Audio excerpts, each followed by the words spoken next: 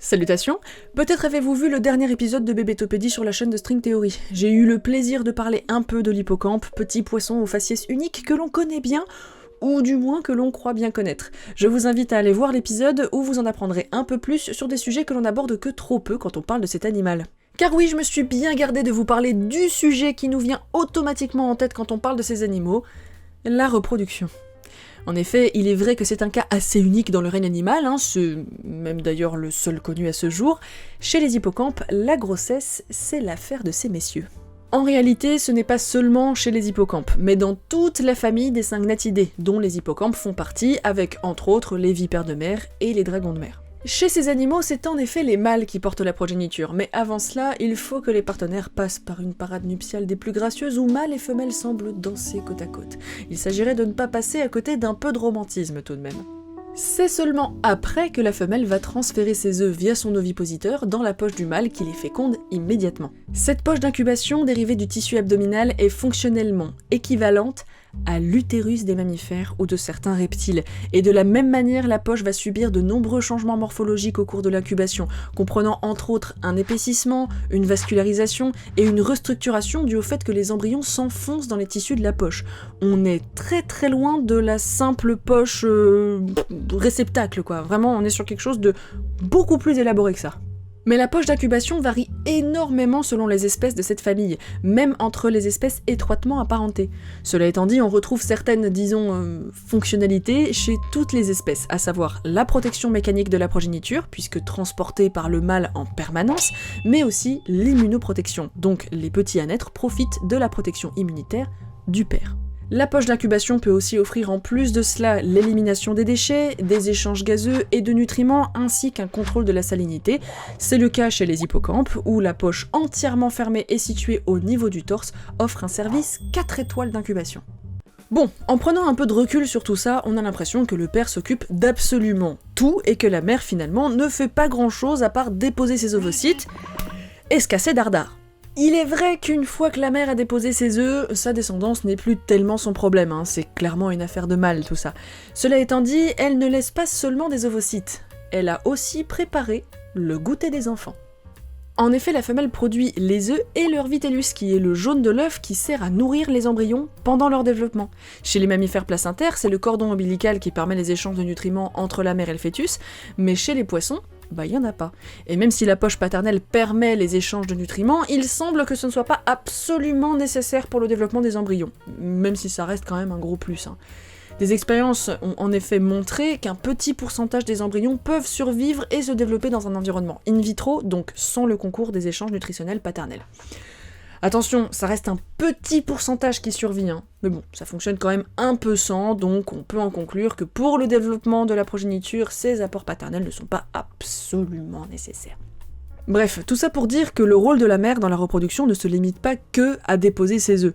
En fait, la production de ces œufs avec leur vitellus demande énormément d'énergie à la femelle.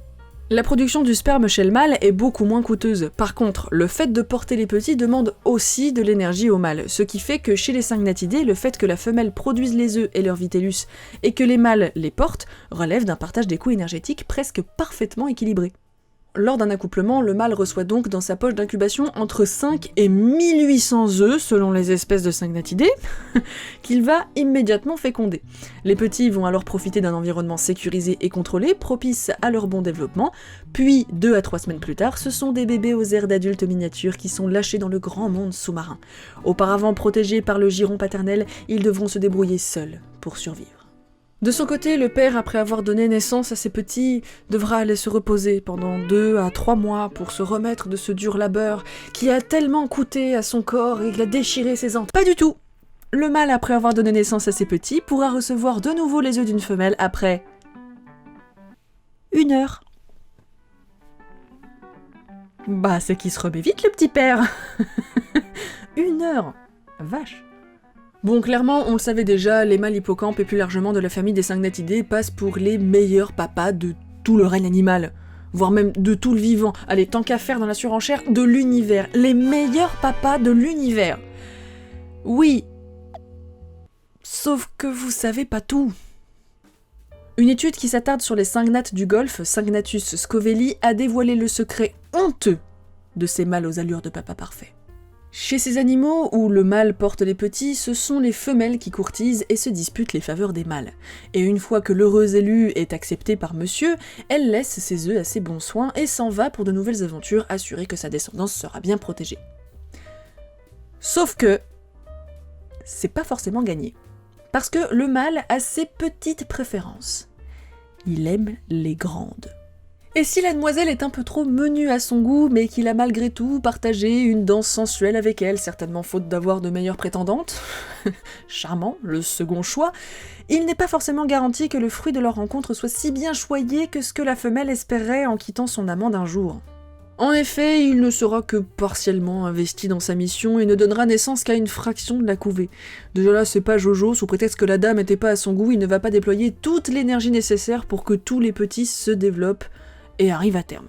Oui, parce qu'elle est bien mignonne, la demoiselle, mais elle était pas ouf non plus, hein. Le mâle, il est bien gentil, mais il s'agirait quand même de rester pragmatique, hein. Il y a certainement des femelles bien plus attrayantes qui lui donneront une meilleure couvée dans le coin, alors le mâle, il y va à l'économie. Il va quand même donner naissance viteuf à quelques petits, mais pas toute la couvée non plus, hein. Faut pas abuser. Le reste, hop, ça part à la benne. Enfin, à la benne... Pas tout à fait. Je vous ai dit que dans la poche d'incubation, il y avait des échanges nutritionnels entre le père et les embryons tout au long du développement. Ouais. Sauf que le processus peut être inverse. Ouais, vous le voyez venir. Dans le cas où le mâle n'aurait pas trouvé la femelle de ses rêves, non seulement il ne donnera pas naissance à tous les petits de la couvée, il va économiser son énergie, sait-on jamais qu'une grande femelle à la progéniture robuste et fière pointe le bout de son nez. Ça déjà c'est pas bien joli, mais en plus il semblerait que les mâles puissent absorber une partie de la couvée et s'en approprier les ressources.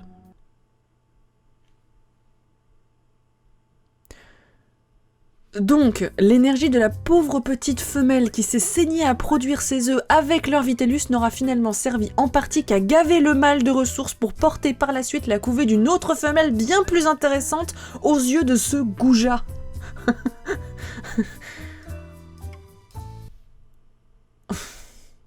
Je sais pas si je dois applaudir ou vomir en fait.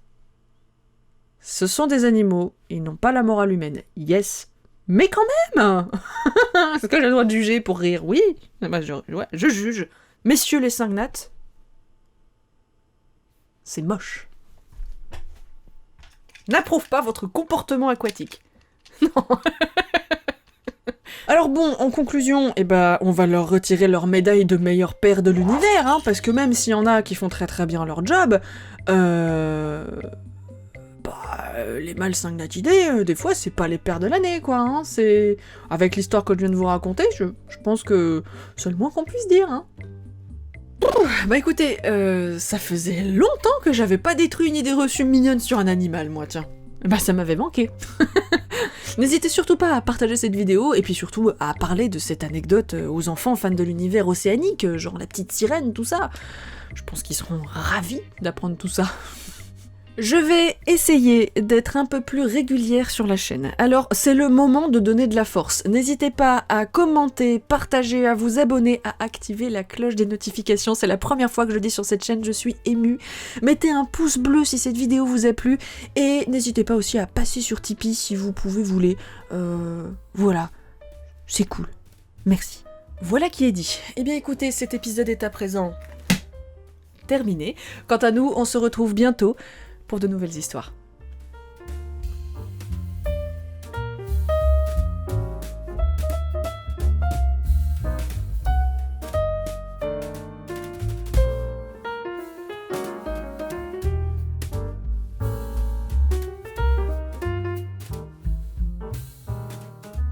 Oh mon bébé.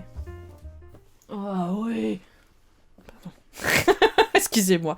Pardon.